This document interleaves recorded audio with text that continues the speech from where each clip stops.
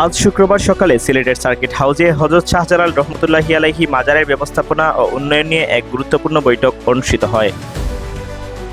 বৈঠকে সভাপতিত্ব করেন বাণিজ্যমন্ত্রী খন্দকার আব্দুল মুক্তাদির।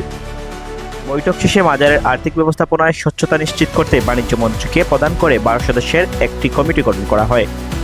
কমিটির সদস্যরা হলেন সিলেট সিটি কর্পোরেশনের প্রশাসক আব্দুল কাইয়ুম চৌধুরী, সিলেট উন্নয়ন কর্তৃপক্ষের প্রশাসক রেজাউল হাসান কোয়েসলুদি, বিভাগীয় কমিশনার মশিউর রহমান, জেলা পরিষদ প্রশাসক আব্দুল কাহের শামীম, সিলেট রেঞ্জের ডিআইজি, মহানগর পুলিশ কমিশনার, মাজারের মুতাওয়াল্লি পরিবারের 2 জন সদস্য এবং মাজার মাদ্রাসা ও মসজিদের 2 জন প্রতিনিধি। কমিটির সচিবের দায়িত্ব পালন করবেন সিলেটের জেলা প্রশাসক। তবে লক্ষণীয় বিষয় হলো সিলেটের সাবেক মেয়র ও বর্তমান মন্ত্রী আরিফুল হক চৌধুরী এই কমিটিতে স্থান পাননি। বাণিজ্যমন্ত্রী জানান, মাজারের অর্থব্যবস্থা ও উন্নয়ন কার্যক্রমে যৌক্তিক সমাধানে পৌঁছাতে সংশ্লিষ্ট সব পক্ষের সঙ্গে আলোচনা করা হয়েছে। সবার মতামতের ভিত্তিতেই এই কমিটি গঠন করা হয়েছে। কমিটি আগামী 1 মাসের মধ্যেই ভবিষ্যৎ কর্মপন্থা নির্ধারণ করবে।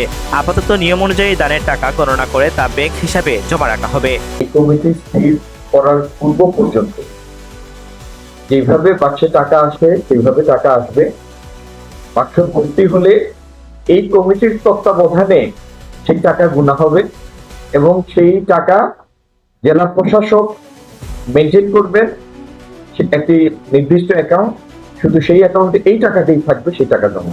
গত 18 জুন মাজারের নতুন দান বাক্স স্থাপন এবং ঐতিহাসিক ট্যাক্স সিলগালা করার ঘটনাকে কেন্দ্র করে ব্যাপক বিতর্ক তৈরি হয়। বিতর্কের জেরে সাবেক জেলা প্রশাসক সরার আলমকে প্রত্যাহার করা হয়, জানিয়ে তৈরি হয় নতুন বিক্ষোভ। সেই পরিস্থিতির মধ্যেই আজকের এই বৈঠক ও কমিটি গঠনকে বিশেষভাবে তাৎপর্যপূর্ণ মনে করছেন সংশ্লিষ্টরা।